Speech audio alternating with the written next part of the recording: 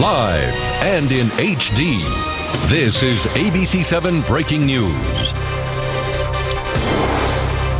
Our breaking news at 6, the sentence of the woman convicted of killing her co-worker in the Bethesda Lululemon store. Just about an hour ago, Brittany Norwood was given a life sentence without parole for the brutal beating of Jayna Murray.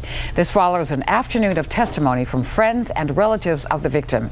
Brad Bell was there for today's sentencing. He's live in Rockville with more on the decision. Brad?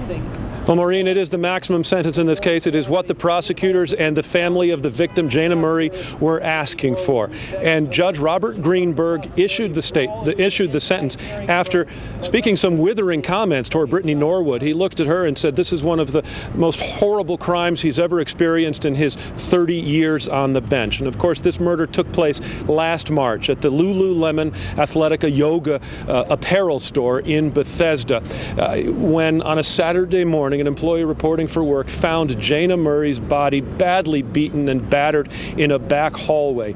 In a bathroom next door, Brittany Norwood was on the floor. She appeared to be bound. She, too, appeared to be bloodied. It turned out that her injuries were self-inflicted, and the story she told of two men and making an attempted robbery and a murder was also made up. Now, after the sentence, we had an opportunity to hear from Jayna Murray's family. They came up through this whole process. They have stood by their daughter. They wanted to see justice done. They turned down any plea deals that were being discussed, and they talked about their daughter loving life. They say this is what she would have wanted, and after the sentence was pronounced, this is what father and mother had to say.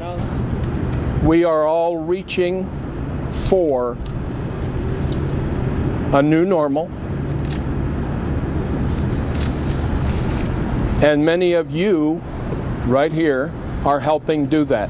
There's aspects of this death that I cannot accept, and I guess until I somehow can get over the pain and suffering that I know my daughter went through, my unconscious will not let go of it.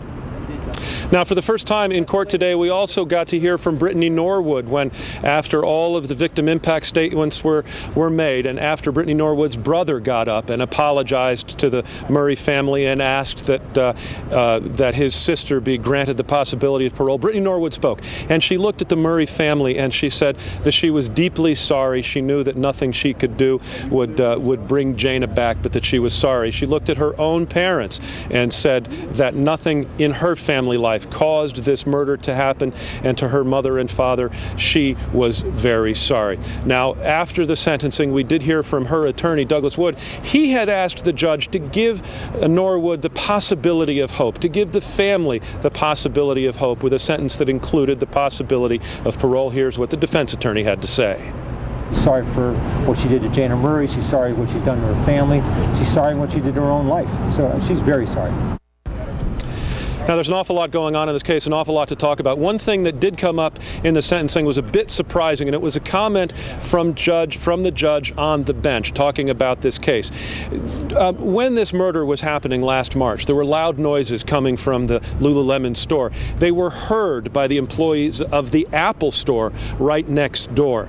The Apple store employees went over to the wall, listened, and then did nothing, even as they heard Jayna pleading for help, pleading for her life. And the judge spoke of that, saying that he was stunned by, quote, the callous indifference of the people in that Apple store who heard the noises and did nothing. Jayna Murray's family said they've had a hard time coming to grips with that as well. They said they haven't even gotten a sympathy note. In Rockville, Brad Bell, ABC7 News. Thank you so much, Brad. And you can check out more on the Lululemon murder case online all weekend long. Just go to the homepage of WJLA.com for a wrap-up of today's developments.